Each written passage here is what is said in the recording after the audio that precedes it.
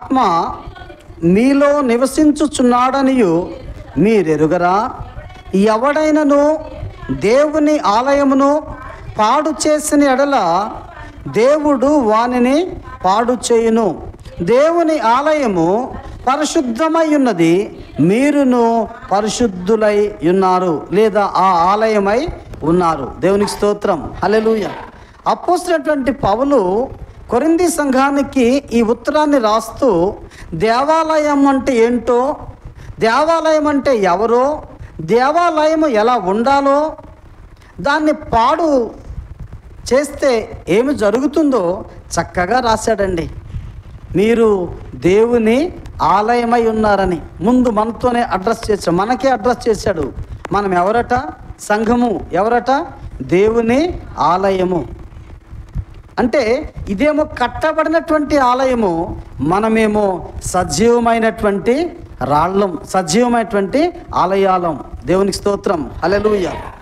ఇదేమో జీవము లేనిదైతే లేదా నిర్జీవముగా ఉన్నటువంటి కట్టబడిందైతే, దీనిలో ఉన్నటువంటి మనమందరము కూడా ఒక్కొక్కరము దేవాలయముగా ఉన్నామనే సంగతి పౌలు ఈ వాక్య భాగంలో జ్ఞాపకం చేస్తున్నాడు. ఆ దేవాలయంలోనికి ఎవరు వస్తున్నారట ఈరోజు? అమ్మా, నూతన రాజు వస్తున్నాడట. నీ ఒక దేవాలయం అయితే, నేనొక దేవాలయం అయితే, ఈరోజు ఆ దేవాలయంలోనికి దేవుడు రావడానికి ఇష్టపడుతున్నాడరా? చప్పట్లు కొట్టి దేవుని నామాన్ని మహిమపరచుదాం. నీవు ఆయన రావడానికి అనుకూలంగా ఉన్నామా? ఆయన వచ్చే విధంగా మనం సిద్ధపడి ఉన్నామా? ఒకసారి ఆలోచన చేసుకుందాం, ఒకసారి పరిశీలన చేసుకుందాం. మీరు దేవుని ఆలయమని, దేవాలయమని, సజీవమైనటువంటి వారని, సజీవమైన దేవాలయాలని దేవుని వాక్యం చెప్పబడుతుంటే, ఆ దేవాలయంలోనికి వచ్చే నూతన రాజు వచ్చే విధంగా మనం సిద్ధపడ్డామో సిద్ధపడలేదో ఆలోచన చేసుకుందాం. లేదా ఆ దేవాలయాన్ని మనం పాడు చేస్తున్నామేమో. ఇక్కడ అంటున్నాడు, దేవుని ఆత్మ మీలో నివసించుచున్నాడని మాట మాట్లాడుతూ, ఎవడైనను దేవుని ఆలయమును పాడు చేసిన ఎడల దేవుడు వానిని పాడు చేయను. దేవుని ఆలయం, ఈ శరీరం అనేది, ఈ యొక్క కట్టబడింది, దానినైనా దేనిని పాడు చేసే హక్కు మనకు నైతికంగా లేదు. ఎందుకంటే దేవుడు కట్టించినటువంటిది, దేవుడి చేత కట్టబడింది, ఇది సజీవమైనది.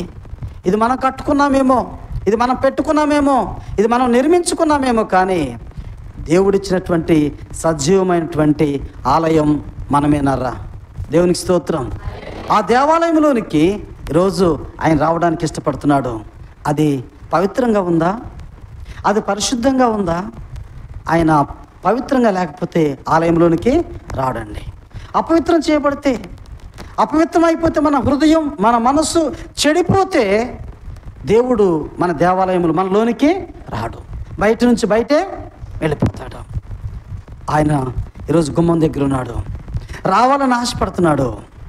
నీ హృదయం అనే తలుపు తెరిస్తే, అది కాస్త పవిత్రంగా ఉంటేనే ఆయన వస్తాడు. తెరిచినా అది పవిత్రంగా లేకపోతే, అది పరిశుద్ధంగా లేకపోతే ఆ ఆలయంలోనికి ఆయన రాడు.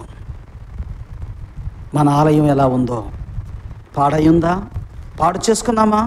మన మనస్సు, మన శరీరం, మన ఆలోచనలు పాడైనాయా? దేవుడు మనలోనికి రాడండి. ఇక్కడ అంటారు, కింద వచ్చిన వాళ్ళు అంటాడు, ఎవడును తన్ను తాను మోసపరచుకొనకూడదని చెబుతూ, చదవమ్మా, ఈ లోకమందు తాను జ్ఞానినని అనుకుని ఎడల జ్ఞాని అగునట్టు ఎర్రివాడు కావాలను. 21వ వచనం చదువుకుందాం.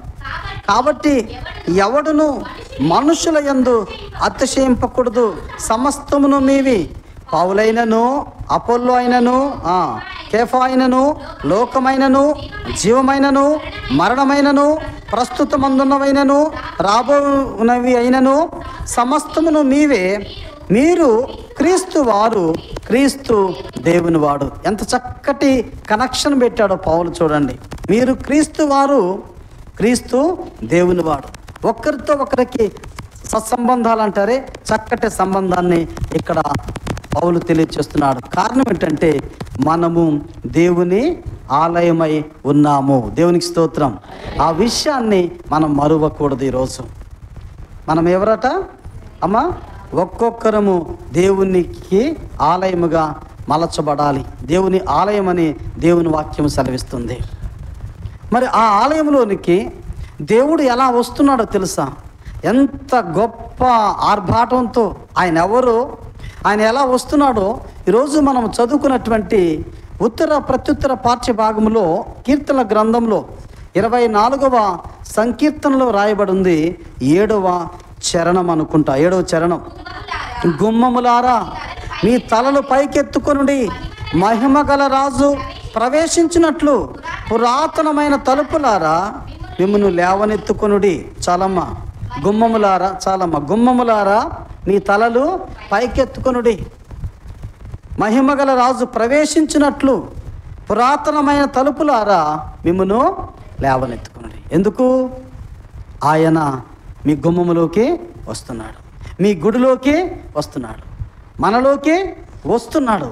అందుకు తల వంచుకోకుండా తల ఎత్తండి, తలుపులు తెరవండి, పురాతనమైన తలుపులారా మిమ్మును లేవనెత్తుకొనుడి. అక్కడంటాడు 8వ చరణంలో, మహిమ గల ఈ రాజు ఎవడు?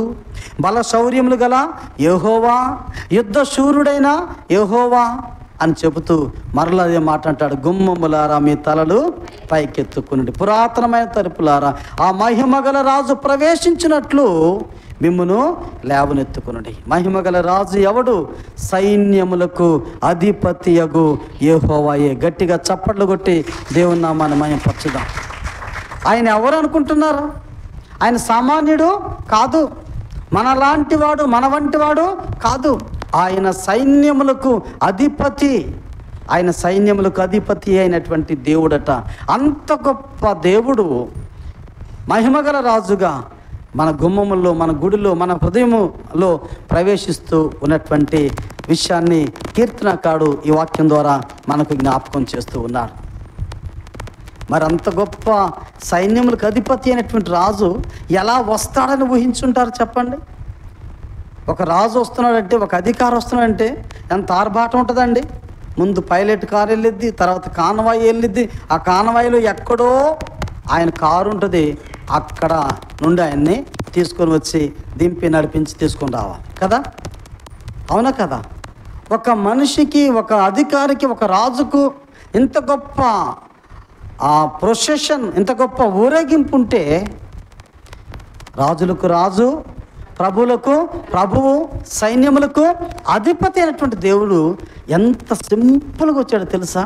ఈరోజు మనం చదువుకున్నటువంటి సువార్త పాఠ్యభాగం ఉంది, అక్కడికి వెళితే ఆయన ఎంత సౌమ్యుడుగా, సామాన్యమైనటువంటి రీతిలో ఆయన ఆలయ ప్రవేశం చేశాడో అక్కడ రాయబడి ఉంటుందండి.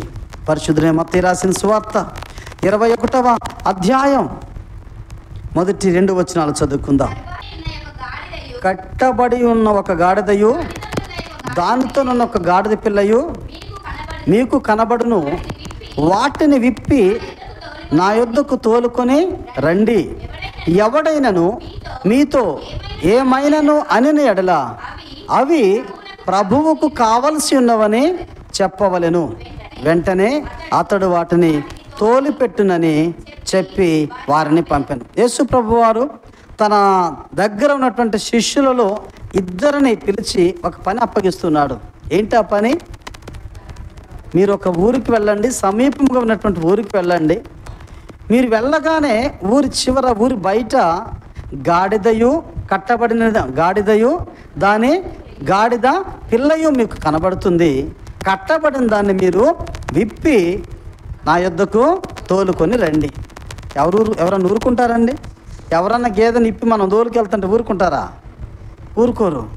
అక్కడ ఆ మాట కూడా చెప్పాడు, ఎవడైనాను మీతో ఏమైనా అంటే అడిగితే యేసుప్రభు చెప్పిన మాట ఏంటంటే, ఇవి గాడిద పిల్ల ప్రభువుకు కావలసి ఉన్నదని చెప్పండి అని చెప్పేసి వారికి చెప్తున్నాడండి. దేవునికి స్తోత్రం, హల్లెలూయా. దేవునికి ఏం కావాలట అమ్మా? గాడిద కావాలి, గాడిద పిల్ల కావాలి. దేవునికి గుర్రాలు వద్దు, దేవునికి రథాలు వద్దు, దేవునికి ఇంకొక రీతిగా వద్దు. ఆయన ఎంత సౌమ్యుడుగా ఆయన వాహనం ఏదో తెలుసా? గుర్రం, గాడిదండి. గుర్రం కాదు, గాడిదనట, గాడిద పిల్లనట. గాడిద బాగానే ఉంది, మరి గాడిద పిల్ల ఎందుకు? గాడిద కావాలి, గాడిద పిల్ల కావాలి. ఎందుకంటే గాడిదేమో ఆయనకు కావాలి, పిల్లేమో గాడిదకి కావాలి. అర్థమైందా? గాడిదేమో ఆయనకు కావాలి, పిల్లేమో గాడిదకి కావాలి. అందుకు దేవుడు అంటున్నాడు, యేసుప్రభు వారు, ఆ కనిపించినటువంటివి కట్టబడినటువంటివి గాడిద పిల్లను విప్పి నా యుద్ధకు తోలుకొని రండి. దాని మీద ఏం చేశారో తెలుసా? మనందరికీ తెలుసు. ఎందుకంటే ప్రతి సంవత్సరం మట్టల ఆదివారం జరుపుకుంటూనే ఉంటాం. ఈరోజు మరి కొంచెము భిన్నమైనటువంటి రీతిగా, రొటీన్కు భిన్నంగా మరి కొంచెం క్రొత్త విషయాన్ని మీకు చెప్పడానికి దేవుడు నన్ను ప్రేరేపించాడారా. దేవునికి స్తోత్రం, హల్లెలూయా. దేవుడు ఈ యొక్క వాక్య భాగంలో లేదా ఈ మట్టల ఆదివారంలో మనం ఈ రెండింటిని మనం చూస్తూ ఉంటే దానికి ఎంత శోభ లేదా దానికి ఎంత అందం వచ్చిందో. దేనికి? గాడిదకు, గాడిద పిల్లకు ఏం చేశారు? దానికి బట్టలు పరిచి, దాని మీద బట్టలు పరిచి, దాని మీద ఇన్ను ఎక్కించి కదా, మట్టలు పట్టి పురవీధుల్లో వెళుతూ బట్టలు పరుచుకుంటూ హోసన్నా హోసన్నా జయము ప్రభు పేరట వచ్చేవాడు స్తుతింపబడునుగా కానీ పదే పదే గాన ప్రతి గానములతో స్తుతిస్తూ ఆ యెరూషలేము అంతటా తిరిగినటువంటి సందర్భం మనకు తెలుసు. ఈరోజు మన ధ్యానాంశము హోసన్నా దేవాలయంలోనికి నూతన రాజు. ఆ నూతన రాజు ఆ దేవాలయంలోకి వచ్చే సమయంలో దేవాలయముగా లేదట. దేవాలయముకు ముందు, దేవాలయంలోనికి రాకముందు ఆ గాడిద పైన ఎక్కి మట్టలు పట్టుకొని ఊరేగించారు ఆయన్ని కదా. ప్రభువైన యేసుక్రీస్తు వారిని యెరూషలేము వీధులన్నిట్లో కూడా ఊరేగించారు. మీరు ఎంతమంది ఊరేగింపుకు వచ్చారో నాకు తెలియదు, కానీ గాడిద ఊరేగింపుకు వచ్చిందట. గాడిద ఊరేగింపులో ఉందట. తెలుసా మీకు ఈ సంగతి? ఇప్పుడు అర్థమైందనుకుంటా. ఊరేగింపులు ఎవరున్నారు? గాడిద ఉంది. ఊరేగింపుకి ఎవరు వచ్చారు? గాడిద వచ్చింది. మరి నువ్వు ఊరేగింపులు ఉన్నావా? ఊరేగింపుకి వచ్చావా? బా, నిజంగా గాడిదకు ఉన్న ధన్యత కూడా మనము పొందుకోలేదేమో. ఆలోచన చేసుకుందాం. గాడిదకు మంచి దేవుడు ధన్యతనిచ్చాడండి. ఎంత గొప్ప ధన్యత అంటే, అది ఎవరో చాకల మూటలు ఏదో బరువులు మోయాల్సింది, అది ఆ రోజున ఎవరిని మోసింది? దేవుణ్ణి మోసిందండి. చప్పట్లు కొట్టి దేవుని నామాన్ని మహిమపరచాలి. దేవుని వాక్యంలో ఈ సందర్భం గురించి రాస్తూ ఈ 4 సువార్తికులు, ఈ 4 సువార్తల్లో కూడా మట్టల ఆదివారం గురించి సందర్భం ఉంది. పరిశుద్ధుడైన మత్తయి రాశాడు, మార్కు రాశాడు, లూకా రాశాడు, యోహాను కూడా రాశాడు. ఒక్కొక్కరు ఒక్కొక్క రీతిగా రాశారు. ఒక చోట రాయబడిన మాట ఏంటంటే, ఆ గాడిద మనుషులను మోయలేదట. ఎన్నడూ ఏ మనుషుల్ని మోయలేదట. మరి ఎవరు మోసింది ఈ రోజున? అమ్మా, యేసును మోసింది. ఎందుకంటే ఊరేగింపులో ఉంది, ఊరేగింపుకు వచ్చింది. ఎంత గొప్ప ధన్యత అండి ఆ గాడిదకు దేవుడిచ్చాడు. అందుకు అది రాబట్టి, అది ఇప్పి తోలుకుని రాబట్టి దాని మీద బట్టలు పరిచారు, దాని మీద ప్రభువు కూర్చున్నాడు. ఎంత ఘనతో! ఎప్పుడైనా గాడిద కనిపిస్తే ఏమంటాం మనం? కొడతాం, రాళ్ళు వేస్తాం, కర్రలు ఇచ్చి కొడతా ఉంటాం కదా. గాడిదను గుర్రం దగ్గరికి వెళ్ళినంత చక్కగా గాడిద దగ్గరికి వెళ్తామా? వెళ్ళాం. గాడిద కనిపించిందంటే కొడతాం. చీచా అనే ఇవే మాటలు వస్తాయి కదా. చీచా అనే దాన్ని చేదరించుకొని మాట్లాడతాం. గుర్రం కనపడితే ఏమంటాం మనం? అబ్బా భలే ఉంది గుర్రం, బడుగుల బజార్కి వచ్చిందే గుర్రం, అవునా కదా? మన బజార్కి వచ్చిందే గుర్రం. కానీ అక్కడ వచ్చిందేమో గుర్రం కాదు. ఏంటది? గాడిద. గాడిద ఎలా వచ్చిందో తెలుసా? రాజు ఎక్కేటప్పటికల్లా గుర్రం అయిందర్రా. దేవునికి స్తోత్రం. ఎక్కింది ఎవరు? రాజు, నూతన రాజు, యెరూషలేము ప్రవేశం చేసినటువంటి రాజు, ఆ దేవాలయంలోనికి రాబోతున్నటువంటి రాజు ఎక్కేటప్పటికి గాడిద గుర్రమైంది. ఈ మట్టలాదివారంలో మనం ఇంకా గాడిదలాగా ఉంటే కదా, ఇంకా గాడిద కావాల్సి ఉంది, కాదంటం లేదు. కానీ గాడిద ప్రభువుకి ఉపయోగపడాలి, ప్రభువు ఎక్కే రీతిగా, ప్రభువును మోసే రీతిగా. అక్కడ అంటాడు మనుషులను మోయలేదట. ఎవరిని మోసింది? యేసును మోసిందట. చాలాసార్లు మనం ఏం చేస్తామో తెలుసా? మనం మనుషుల్నే మోస్తాం తప్ప దేవుణ్ణి మోయం. మనుషులు మోయడం అంటే అర్థం ఏంటి అమ్మా? మనుషులు మోయడం అంటే అర్థం ఏంటి? మనోడు అని అంటే మాత్రం వాడు నేరమే చేయని, ఘోరమే చేయని, ఏమన్నా చేయని, వాడు ఏం చేసి వాడు చేసిందంతా రైట్ రైట్ రైట్ అని అంటాం. అవును కదా? ఎందుకని? మనోడని కదా, మనవాడని, మన బంధువని మనుషులు మోస్తున్నాం, కానీ దేవుణ్ణి మోయటం లేదు. కానీ ఆ రోజున ఆ గాడిద క్రీస్తును, యేసును మోసిందండి. దేవునికి స్తోత్రం, హల్లెలూయా. నాకెందుకు అనిపిస్తుంది, ఆ ఊరేగింపుకి ఎవరు వచ్చారట? గాడిద వచ్చింది. ఊరేగింపులో గాడిద ఉంది. ఇంకొక మాట నేను జ్ఞాపకం చేస్తాను. అదేంటనంటే, ఈ రోజు నుండి అనగా మట్టలాదివారం నుండి ఏ వారం అని చెప్పుకుంటాం? ఏ వారం అని చెబుతాం అమ్మా? మట్టలాదివారం నుండి ఏ వారంలోకి వెళ్తాం? ఈ ఆదివారం నుండి ఏ వారంలోకి వెళ్తాం? పరిశుద్ధ వారంలోకి నడిపించబడతాం. లాస్ట్ సండే ఏ వారం అని చెప్పుకున్నాం? శ్రమల వారం.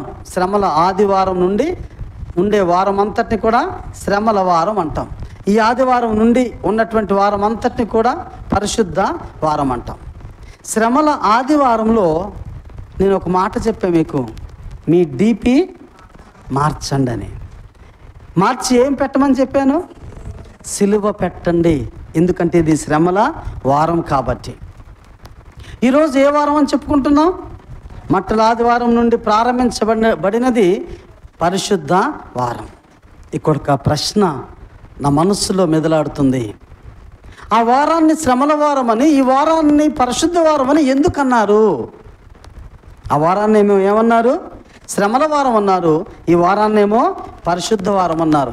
ఆ వారం డీపీ ఆ వారానికే, ఈ వారం డీపీ ఈ వారానికే. నరాలు దిగుతున్నాయి కదా, ఏం చెప్తున్నారు అయ్యగారు డీపీ అని?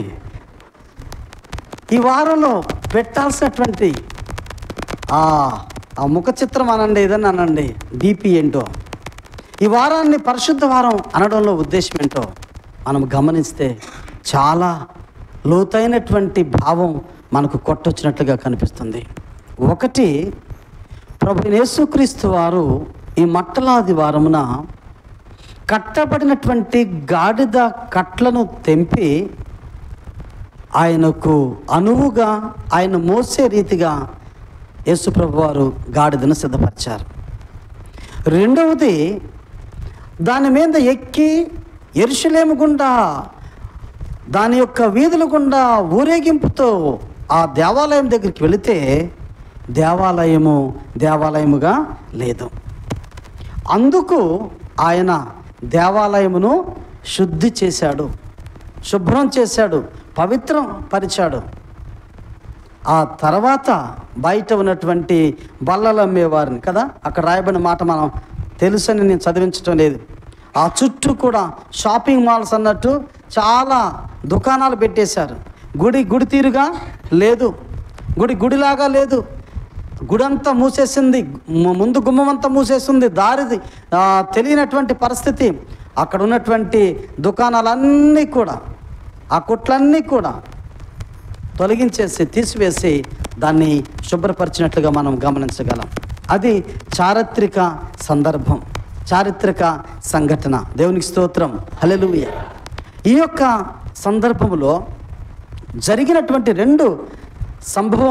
రెండు సంఘటనలు లేదా రెండు సందర్భాలు ఏంటంటే, ఒకటి కట్టబడినటువంటి గాడిద విప్పబడడం, రెండవది దేవాలయము కడగబడటం. అంటే పరిశుద్ధ వారం అని ఎందుకు అని అంటారంటే, దేవాలయాన్ని దేవుడు శుద్ధి చేశాడు కనుక ఈ వారాన్ని ఏమంటాము? పరిశుద్ధ వారం అంటాం. చప్పట్లు కొట్టి దేవుని నామాన్ని మహిమపరచుదాం. మీకు అర్థం కావాలని, కష్టమైన అర్థం కావాలని ఈ మాట చెప్తున్నాను. నేను కూడా ఈ మాట ఎక్కడ ఏ సంఘంలో చెప్పలా. ఎందుకో ప్రొసెషన్తో ఆరాధనకి ముందు వచ్చే సమయంలో దేవుడు ఎందుకు ప్రేరేపణ ఇచ్చాడు, ఆయన ఇచ్చినటువంటి మాటనే, చెప్పినటువంటి ప్రేరేపణనే చెప్తున్నానండి. పరిశుద్ధ వారం అనడానికి ప్రాముఖ్యమైనటువంటి కారణం ఏంటంటే ఆలయం అంతా కూడా శుద్ధి చేయబడింది. మనకి కీర్తనలో ఒక కీర్తన ఉంది, శుద్ధి శుద్ధి శుద్ధి అని. త్రిత్వమై తండ్రి కుమారుడు పరిశుద్ధాత్మగా ముగ్గురై ఉన్న దేవా, నీవు శుద్ధుడువయ్యా, నీవు పరిశుద్ధుడువయ్యా అని భక్తుడు రాసి ఆలపించినటువంటి కీర్తన అండి. శుద్ధి శుద్ధి శుద్ధి. ఏం శుద్ధి అయింది ఈరోజు? యెరూషలేము దేవాలయం శుద్ధి చేయబడినటువంటి రోజు. అది చారిత్రక సందర్భం అయితే ఈరోజు దాన్ని అడగటం లేదు, కానీ దాని గురించి దేవుడు మనతో మాట్లాడడం లేదు. కానీ ముందు చదువుకున్నాం పత్రిక పాఠాన్ని, పౌలు చెప్తున్నాడు మీరే దేవాలయం అని. మరి మన దేవాలయాలు శుద్ధి అయినయో కాలేదు. మన దేవాలయము శుద్ధి కావడమే మనకు అసలైనటువంటి మట్టలాదివారం. మట్ట పట్టుకున్నంత మాత్రాన మట్టలాదివారం కాదు, కానీ మన హృదయం, మన దేవాలయం, మన శరీరం, మన హృదయము శుద్ధి చేయబడితేనే దేవుడు మనలోనికి ప్రవేశిస్తాడండి. మట్ట పట్టుకోవచ్చు, స్లోగన్స్ నినాదాలు చెప్పవచ్చు, ఊరంతా కలయి చుట్టి రావచ్చు, కానీ ఆయన రావడానికి మన ఆలయము, మన హృదయం అనే ఆలయము శుద్ధి చేయబడాలి. అందుకే ఆయన ఆలయంలోనికి రాకముందే అక్కడ ఉన్నటువంటి వారందరినీ, గోవులమ్మే వారిని, పీఠంలో వారందరినీ కూడా పడద్రోసట. నా మందిరము సమస్తమైన జనులకు ప్రార్థన మందిరం అనబడుతుంది, దీనిని మీరు దొంగల గుహగా చేశారు. గుడిని ఎలా మార్చేశారట వాళ్ళు? గుడిని గుహగా మార్చేశారట. కట్ చేస్తే గుడిని గుహగా మార్చేశారట. అందుకు ఆయన మనస్సు నొచ్చుకొని దాని ముందు శుద్ధి చేసే పని చేశాడండి. నేను కూడా ఆ పరిచర్యలో మేము ఎక్కడికి వెళ్ళినా ముందేం చూస్తానో తెలుసా? ఇల్లుందా, వాష్రూమ్స్ ఉన్నాయా, ఇంటిలో వెంటిలేషన్ ఉందా, అంత సౌకర్యంగా ఉందని ఎప్పుడు చూడండి. ముందు చూసేది చర్చని. గుడి ఎట్టా ఉంది, గుడి ఎలా ఉంది, గుడి తీరుగా ఉందా లేదా అని మొట్టమొదటి చూస్తాను. నేను వచ్చినప్పుడు గుడి ఎలా ఉందో తెలుసా? ఇంకా నా కళ్ళు మూసుకుంటే అదే కనిపిస్తుందండి. ఈరోజు గుడి ఎలా ఉందో తెలుసా? మీ కళ్ళు ఎదుటే ఉంది. అదేమో నాకు కనిపిస్తున్న గుడి, ఇదేమో ఇప్పుడేమో మీకు కనిపిస్తున్న గుడి. ప్రశ్న, ఏది బాగుంది అమ్మా? ఆ రోజున చాలా బాధపడ్డానండి, చాలా దుఃఖపడ్డా. ఆ ట్యాబ్లెట్ చదివితే చూస్తే ఆ శిలాఫలకం 22 సంవత్సరాలకు పైబడినటువంటి గుడి ఇదేంటర్రా ఇట్లా ఉందనిపించింది. ఈ రోజున ఎంత శుద్ధి అయిందో ఇది. దీనితో పాటు నా మాటలు లేదా దేవుని మాటల ద్వారా మీరు ఎంత శుద్ధి చేయబడాలో పడుతూ ఉన్నారో మీకే విడిచిపెడుతున్నాను. ఇంకా దేవుని మాటల చేత కూడా శుద్ధి చేయబడకపోతే, శుభ్రం చేయబడకపోతే, పరిశుద్ధంగా జీవించకపోతే మనకు మట్టలాదివారం లేదండి. దేవుడి మట్టలాదివారమున చారిత్రక సంఘటన నేను చెప్పడం లేదు, కానీ బైబిల్లో ఉన్నటువంటి చరిత్ర అంతా మనకు తెలిసిందే. కానీ మనకు మట్టలాదివారం ఎప్పుడంటే మనము శుద్ధి చేయబడినప్పుడే. మనం మట్ట పట్టుకున్నప్పుడు కాదు, మనము శుద్ధి చేయబడినప్పుడే. అప్పుడే ప్రభువైన యేసుక్రీస్తు వారు నూతన రాజుగా ఈ దేవాలయంలోనికి ప్రవేశిస్తాడండి. ఆలోచించండి ప్రియులారా. ఒకసారి కట్లు, ఇంకా ఏ కట్లు చేత కట్టబడ్డామో ఆ గాడిద కట్టబడింది, దేవుడేమో ఇప్పమని చెప్పాడు. అందుకు వారు వెళ్ళి ఆ గాడిద పిల్లను, దాని కట్లను ఇప్పినట్లుగా ఈ మట్టలాదివారంలో మనకున్న కట్లన్నీ ఇప్పబడితేనే నడిపించబడతాం. అంతేనా?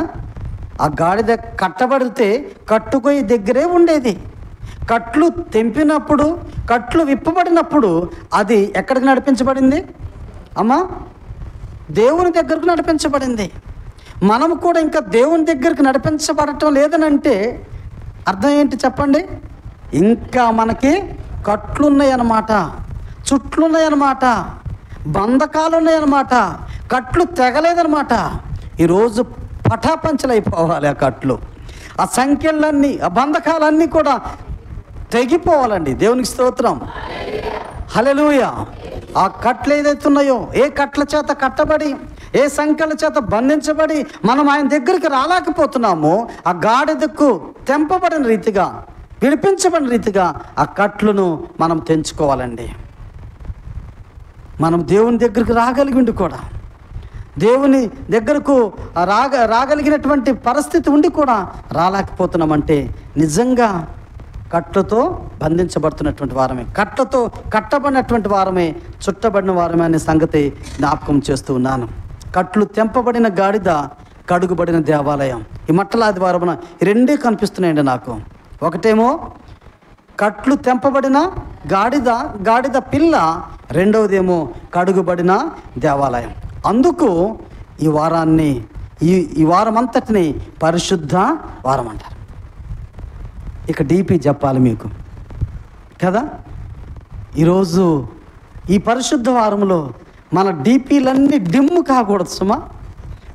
మన డీపీలన్నీ ఎలా మారాలో తెలుసా? పరిశుద్ధతకు, పవిత్రతకు గుర్తుగా ఏముంటుంది? పావురం కదా. ఆ పావురం పరిశుద్ధతకు గుర్తు కనుక దాన్ని మనం డీపీలో పెట్టుకోవాలండి. దానితో పాటు అదే పవిత్రతను డీపీలో పెట్టుకోమండి అయ్యగారు, అక్కడుంటే చాలులే, ఇక్కడ వద్దనుకుంటే పప్పులో కాలేసినట్టే. అక్కడ ఉండాలి, అది ప్రొజెక్ట్ చేయడానికి, అది ఇతరులకు చెప్పడానికి, అది ఇతరులకు చూపడానికి, చూడడానికి. పరిశుద్ధ వారం కదా. సెయింట్ మేరీస్ సంఘం చండ్రుగొండ పాస్టేట్ అంతా కూడా ఈ డీపీని పెట్టిందనంటే ఎంత మీనింగ్ఫుల్గా ఉంటుందో తెలుసా, ఎంత అర్థవంతంగా ఉంటుందో తెలుసా. పరిశుద్ధ వారం కాబట్టి చాలా మీనింగ్ఫుల్గా ఈ బొమ్మను, ఈ యొక్క పౌరాన్ని చూపిస్తున్నారా అనిపిస్తుంది. అవునా కాదా? ఒకరు ఒక బొమ్మ పెట్టి, ఒకరు ఇంకొక బొమ్మ పెట్టి, ఇంకొకరేమో మీ బొమ్మ పెట్టుకొని, అవునా? అందుకే ఇంతవరకు ఏ డీపీలు పెట్టుకున్నారో నాకు తెలియదు, కానీ 2 వారాలను చెప్తున్నాను. ఎందుకో దేవుడు ప్రేరేపించాడు, ఎక్కడకు నేను చెప్పలేదు. కానీ శ్రమల వారమున సిలువను చూపించాలి, ఈ పరిశుద్ధ వారమున పవిత్రతకు, పరిశుద్ధతకు గుర్తైనటువంటి పావురాన్ని, అది కూడా చక్కగా ఆ ఒలివ మొక్కను తెంచుకుంటూ వస్తుంది చూసారా, అటువంటి మంచి పావురాన్ని మనము పెట్టాలండి. అది పవిత్రతకు, పరిశుద్ధతకు గుర్తండి. ప్రభునందు ప్రియమైనటువంటి వాళ్ళారా, నేను ముగిస్తున్నాను. కట్లు తెంపబడినటువంటి గాడిద ఆ ఊరేగింపులోకి వచ్చిందండి. ఇందాక ఊరేగింపులో గాడిద ఉందంటే, గాడిద ఊరేగింపుకి వచ్చిందంటే ఒకవేళ మనసు చూక్కుమందేమో, కానీ నాకు తెలియదు. కానీ అది కట్లు తెంపబడింది కాబట్టి అది ఊరేగింపులోకి వచ్చింది, ఊరేగింపులో ఉంది. మనకే కట్లున్నాయో తెలియదు, ఆ కట్లు మనం తెంపుకోగలిగితే మనము కూడా దేవుని దగ్గరకు నడిపించబడగలుగుతాం. ప్రయత్నించండి. ఈ పరిశుద్ధ వారం అంతటిలో పవిత్రంగా కట్లు తెంపుకొని కడుగుబడినటువంటి ఆ యెరూషలేము దేవాలయముగా మన హృదయాలను కడిగి వేసుకొని పావురాన్ని చూపుతూ పావురములా బ్రతకడానికి ప్రయత్నించండి, ప్రార్థించండి. ఆ ప్రభుని దీవెనలు మీరు పొందండి. దేవుడు మిమ్మల్ని దీవించి ఆశీర్వదించునుగాక.